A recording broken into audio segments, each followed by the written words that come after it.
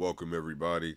This is 4CF, baby. Four Corner Fandemonium before the boom. We're here to talk anything and everything AEW Dynamite, right before the show starts. So, hey, let's go ahead and jump in. It is the first Dynamite of 2026.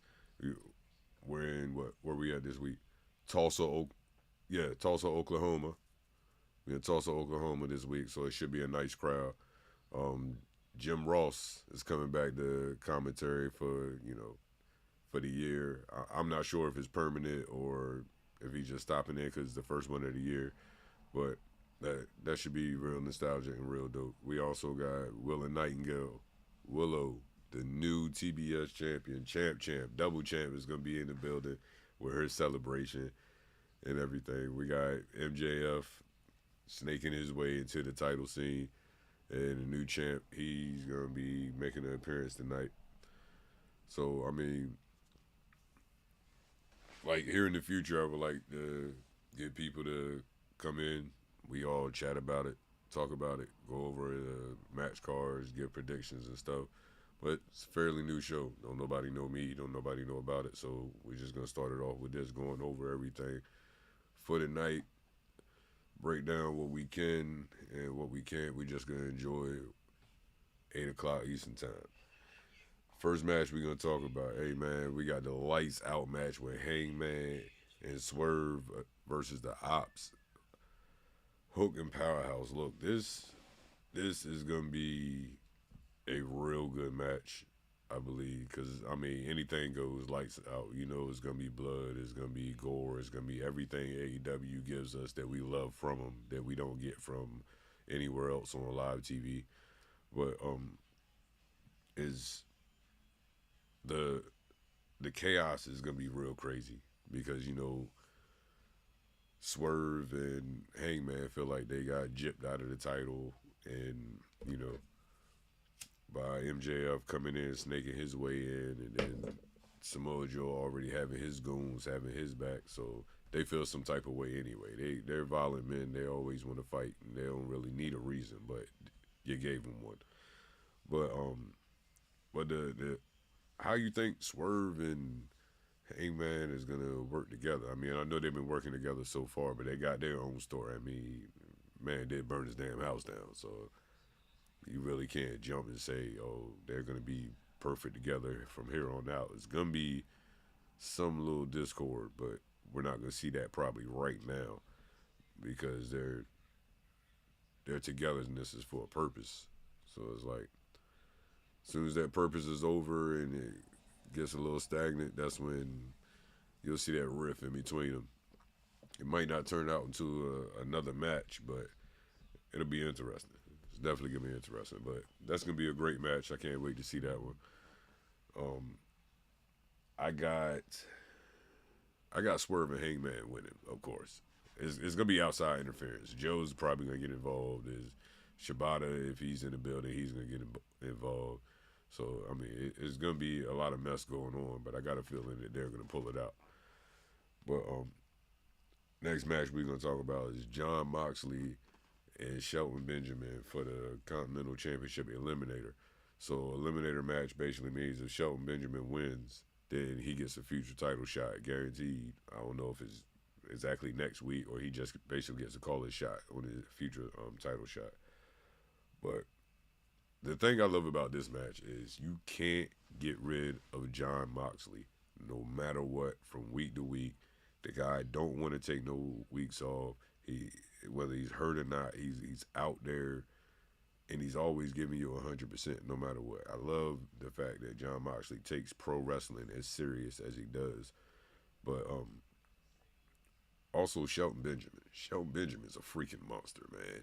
This dude don't look like he really aged from when he came in 2002. Honestly, if he came in with a bald head instead of the reaching that era with the bleach blonde and all that, if he had kept the blonde hair, I mean the bald head throughout his whole career, the dude would look exactly the same after 20 years, 20 plus years. It's ridiculous.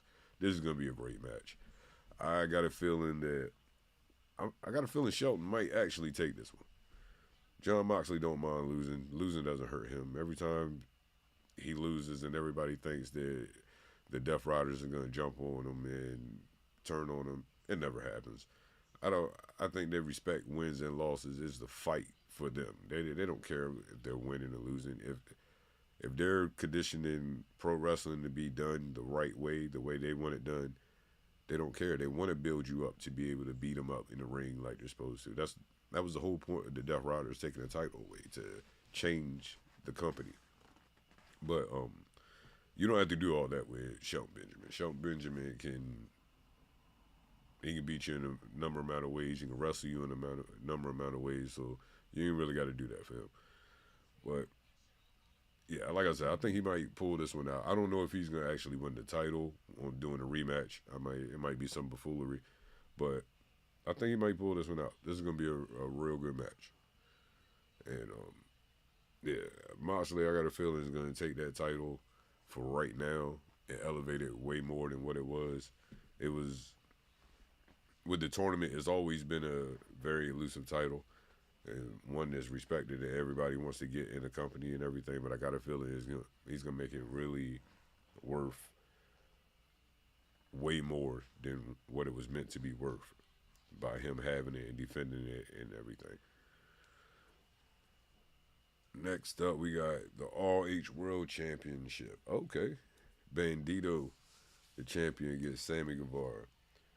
Sammy, since coming back and making the switch over with what is with LFI now? Yeah, with LFI. I wasn't sure if they were still calling themselves that or whatever. But if not, forgive me. That's life. But Bandito was definitely he could drop this title and it wouldn't bother him. Just like when they dropped the tag titles, didn't bother him at all. Um, because I got a feeling he's in line for a world title shot soon.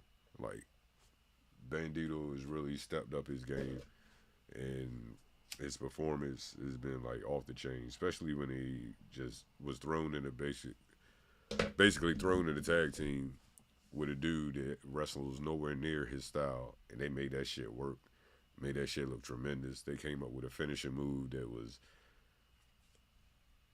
you can't replicate it without fearing breaking your neck. So it's like it's not even something that you really want to replicate. Like all the finishing moves, everybody want to jump and try to do it. That one you like, I'm gonna let him have that. It's like the flip from Vikingo. You're not gonna try that at home, and if you do, you done had a few, but not these shots of courage. I can tell you that the things that they do in the ring, man. These guys these days, it's like the cruiserweights that I came up with: Rey Mysterios, the Eddie Guerreros, the Juventud Guerreros, La Parca, like all those guys. The stuff they did in the ring, it was tremendous because we had never seen it in an American platform. But it's like we are conditioned so much now. It's hard to like make us go ooh and ah. But these guys here really still make us go ooh and ah. So it's like it, it's a great concept. It's definitely a great concept putting those styles together the way they do. Sammy, he can always upset you at any moment. He just got that it factor where you can put a title on him at any time and it really doesn't hurt you at all because he can drop it at any time and it doesn't hurt him. But I got a feeling, yeah, Bandito's gonna go ahead and he's gonna retain this one. But it can go either way. It can go either way. But because I don't think he's getting the AEW title right now, so I got a feeling it'll be like another title against, well, champion against champion, not title versus title, but champion versus champion type thing.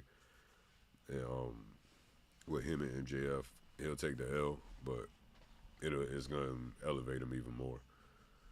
But after that, I mean, we got Tony Storm and Marina Shafir. Yo, Tony Storm is my girl, dog. And Marina Shafir, she's just one of the toughest motherfuckers you'll ever see in a locker room, period, male or female. She just got that look, that death stare on her that looks like she is and can be the top person in the Death Riders if she wanted to be, if she really competed full time.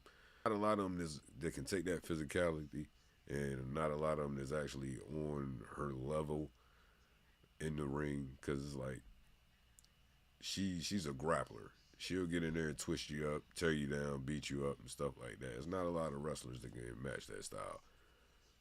So I mean, you can only put her in with so many people. That's why they only put her in with so many people. I mean, Willow does great with her.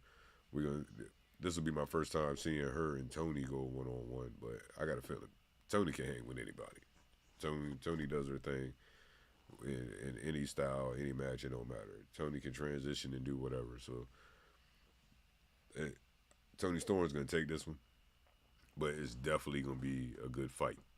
It's gonna be a good fight, and I think Tony's still a little mad about the way they treated Mina during that blood and guts match. She ain't really got to get her one for that, so I think she got to get her one for that one.